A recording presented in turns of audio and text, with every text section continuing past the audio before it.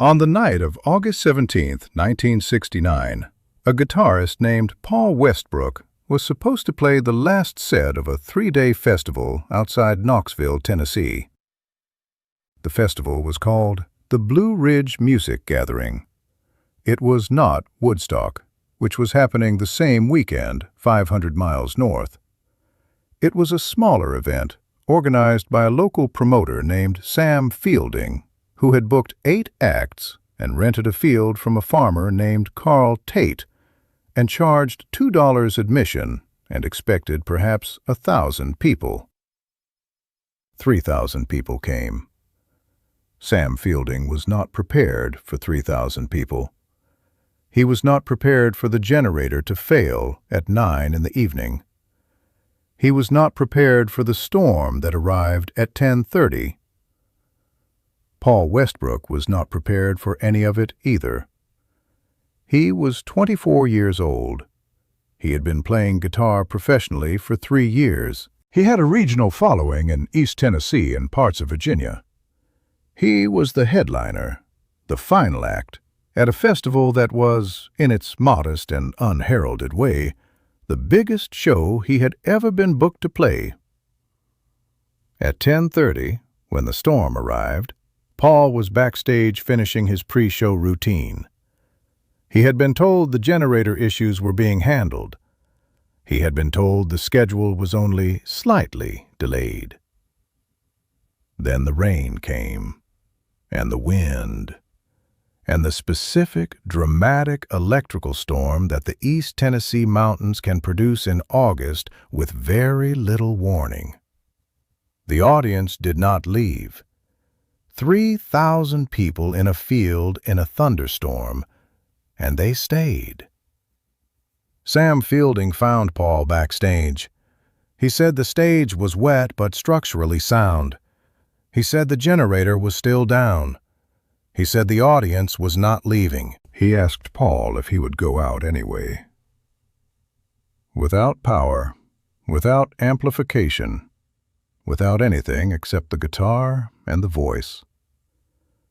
Paul Westbrook described what he felt in that moment in a long interview he gave to a music journalist named Sandra Culpepper in 1989. He said he felt something he could not immediately name. He said it was not courage, or not only courage. It was the recognition that this was the actual show.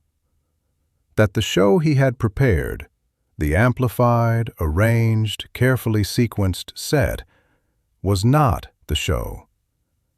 That the show was here, in a field, in a storm, with 3,000 people who were staying because they had nowhere better to be and something was holding them. He walked out. He stood at the edge of the stage with his acoustic guitar. No microphone, no monitors, no amplification of any kind. He started playing. Sandra Culpepper tracked down and interviewed 11 people who were in that field that night. Not all of them remembered every detail. They were, by 1989, 20 years removed from a wet August night in a Tennessee field. But they all remembered the same thing: the quiet. Not the quiet of an audience that has stopped making noise. The quiet of 3,000 people who have collectively decided that something is happening and that the making of noise would interrupt it. Paul played for 40 minutes, not the set he had rehearsed. He did not play any of the songs he had planned. He played, by his own account, everything that arrived. Song after song that came from the situation, from the rain, which had not stopped but had softened, from the dark, from the 3,000 people who were still there. And then, toward the end, he started something he had never played before. He described this in the Sandra Culpepper interview. He said it was not a song he knew. It was not a song he had written. It was something that arrived in the field. A melody, a verse, something that came from whatever he had absorbed across the 40 minutes of playing without a net in a field in a storm. He played it for approximately 3 minutes. It had a beginning and a middle, and it did not have an ending.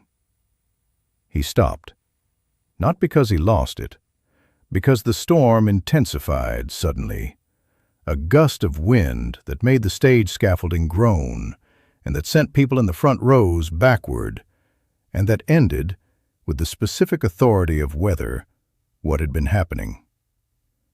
People scattered. The field emptied in minutes.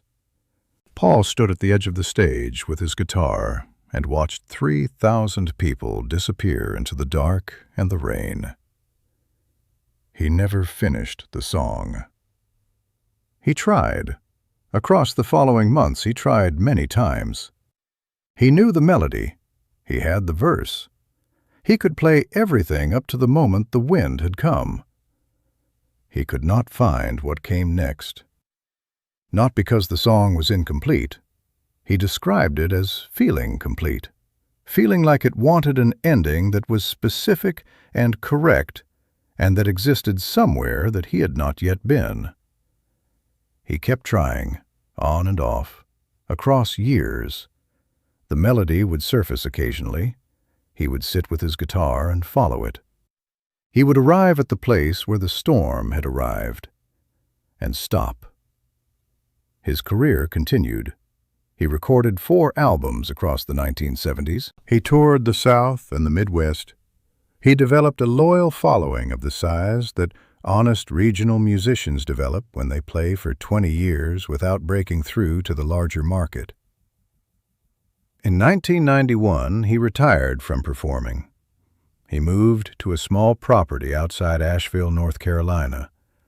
He still played, for himself, for the occasional gathering of friends.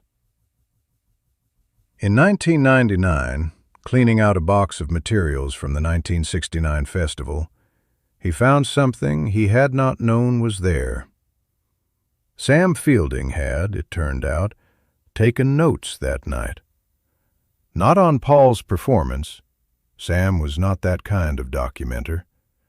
But on the logistics, the generator failure, the storm timing, the audience count. And on one page, in the margins, in Sam Fielding's handwriting, a series of words. Not lyrics, not chords, impressions. What Sam Fielding had heard from the side of the stage, written down in the moment because Sam was a man who wrote things down when they affected him. The last entry on the page was about the unfinished song. Sam had written a few words describing what it sounded like, and then, underneath, a single sentence. Paul read the sentence.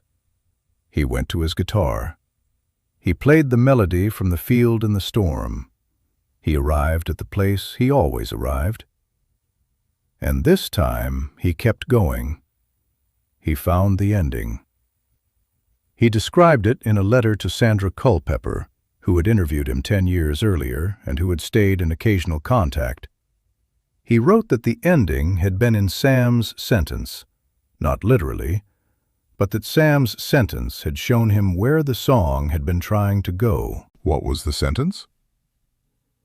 Paul Westbrook wrote it in the letter.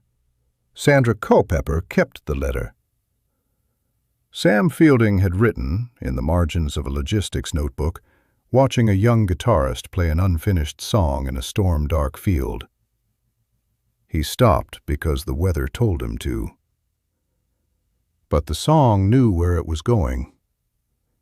Paul read this in 1999 and went to his guitar and finished a song he had started 30 years earlier in a field in East Tennessee.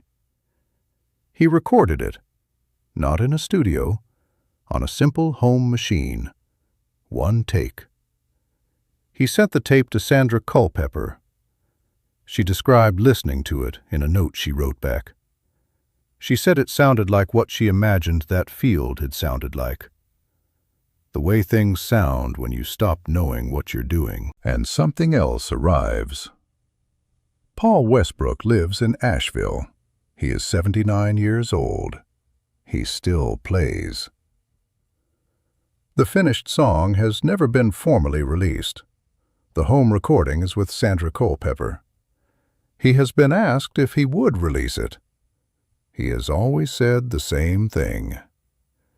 "It belongs to the field," he said, "and the storm, and the people who stayed. It's not mine to release. I was just the person who was standing there when it arrived."